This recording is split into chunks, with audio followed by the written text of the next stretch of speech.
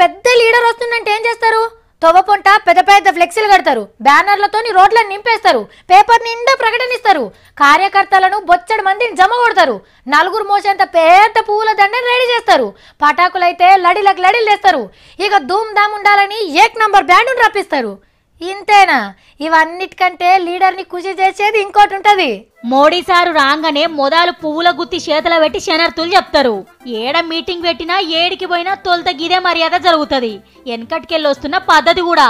అయితే పువ్వుల గుత్తులిచ్చుడు సార్కు నచ్చుతలేదట. ఇదివరకు సంది ఎవ్వరు ఇయ్యొద్దని ఆర్డర్ వేసిండ్రు సెంటరోళ్ళు. మరి ఉత్తగనే వెల్కమ్ చెప్పాలనా అని మీకో డౌట్ రావచ్చు.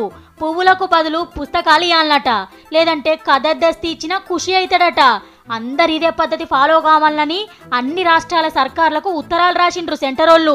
పువ్వులు ఇస్తే తీసుకుపోయి పక్కకు పెడతారు, అదే పుస్తకాలు ఇస్తే సారు చదువుకుంటాడేమో ఇంటికి పోయేదాకా. దస్తులు కూడా మంచిగానే వాడుకోవచ్చు. మీటింగ్ అయిపోయినాక శాల్వలు కప్పి చేతుల పలకలు పెడతారు కదా, గదానికి బదులు చీపురు గట్టలు తీసుకోసారు. మన స్వచ్ఛ భారత్ కార్యానికి మంచిగా అక్కడికొస్తాయి.